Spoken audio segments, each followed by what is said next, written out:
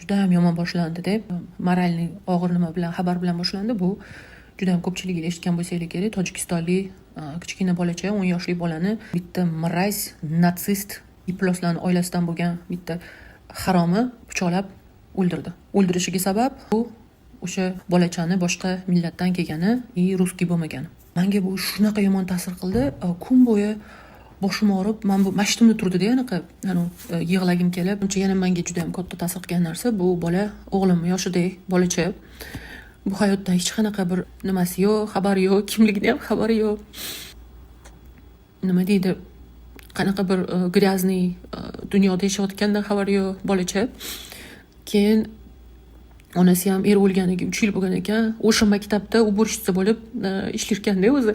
Ikkita bolasini o'sha уборщицani puliga katta qilar ekanda. O'sha bolani beshafqatlarcha urib, pichoqlayotganini videosini ko'rib, o'zim ish bosolmay qoldim deb. Нормально, мы все равно негатив. Отклонение может быть, что замечаем.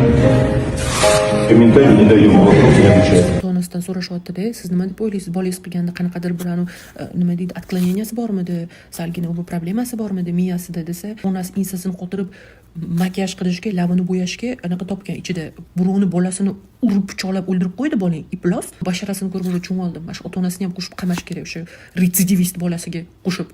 Mana shunaqa tarbiya bergan. Tarbiya har doim uydan boshlanadi. Ota-onasini boshqa bolaga, boshqa natsiyaga, boshqa insonlarga bo'lgan munosabatini bolalar ko'rib, o'shandan o'ziga andaza oladi shu narsadan. Bolada bor qo'yilgan informatsiya, mana shu kod ota-onasidan o'tgan. Bu Sovetskiy Soyuzdan oldin, bolsheviklardan oldin, shu 1900-yillarda shu tsarlar bo'lgan paytda Rossiya imperiyasining tarkibiga O'zbekiston, Tojikiston, Qirg'iziston, Turkmeniston, Ozarbayjon, Qozog'istonni bir qismi ish qilib, shu hamma narodlar, hamma o'zi Central Aziyani qismiga kirgan, deyarli hamma narodlar kirgan. Bu o'rislar o'sha paytdan boshlab o'sha bular heyt qilib, o'sha paytdan boshlab bilasizlarmi, soyuzlar bo'lgan. Bir nechta shunaqa heyt qilib, boshqa millatlarni yomon ko'radigan natsistlarni gruppirovkalarini birlashgan soyuzlar bo'lgan. Soyuzi Mixail Arxangel, soyuzi Chorniya Sotniya, soyuzi tam bir balo Ruskiy narod. Bu odamlarni natsistligi haligacha ham ketmagan. Haligacha o'sha katta hateful biza o'rislar hammadan baland turish kerak. Ular gospodin bo'lib yaralgan, ular xo'jayin bo'lgan, hatto yarim narodini yarmi yarmi prostitutkalar, nima deydi, immigrantlarni birontasini odam o'rniga ko'rmay, mana shunaqa qilib qilayotgan o'rislar shu bu kechadan bu kundan boshlangan emas-da. Bu o'sha 1900-yillardan shu hali hech qanaqa government, государство, konstitutsiya bo'lmagan zamonlardan boshlangan. Bularning o'sha qonida bor, bularning genida bor. Bilaman, pul topish oson emas. Pul topish juda ham qiyin. Zamon og'ir hozir. Lekin iltimos sizlardan umalat qilib so'rayman. Til o'rganinglar. Hozir internet zamonida dunyodagi xohlagan tilinglarni ideal qilib o'rgansa bo'ladi. Hech qanaqa repetitor ham kerak emas. Internetga pul topasizlar, Instagramda o'tirishga pul topasizlar, vaqt topasizlar. Iltimos sizlardan til o'rganinglar. Bu dunyoda 195 ta davlat bor. Xudo shunaqa keng qilib yaratgan. Mana shu natsistlarni ko'tiga tiqilavermaylik. Mana shu menga aytishinglar mumkin, hozir Amerikadan turib gapirish oson deb. Oson emas menga gapirish. Men bu odamlarni qiynalayotganini ko'rib borib, shunaqa yuraklarim ezilib ketadi-da, qanaqa bir muhtojlikdan, bir boshqa tilni bilmaydi, majbur, iloji yo'q, boshqa o'qimagan, boshqa qilmagan, qayerga ham boradi, qanaqa qilib o'zini o'zi boqadi. O'shaning uchun ham borib, men sizlarga qayta ayollar o'qisin degan gapim ham mana shunda. Armiyanlar, gruzinlar chirnojopy, o'zbeklar qul, tojiklar bunisi bu, hammaga bularning gapi bor-ku. Hammani heyt qiladi bular.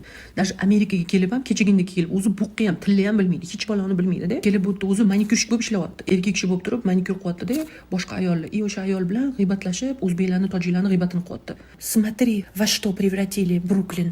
Это уже не Бруклин, это маленький Tojikiston, маленький O'zbekiston deb mana qilib heyt bilan ensasini qotirib, ikkalasi gaplashib o'tiribdi. Men shunda o'rnimdan turdim-da, bitta orqamga shunda o'girilib, oldiga bordim-da, sen yaqin keldingmi Amerikaga dedim. O'tgan yili keldim deyapti. Men aytdim, o'tgan yil kelgan bo'lsang, bilib qo'ygin, Amerikada dedim, bu hate speech hisoblanadi dedim.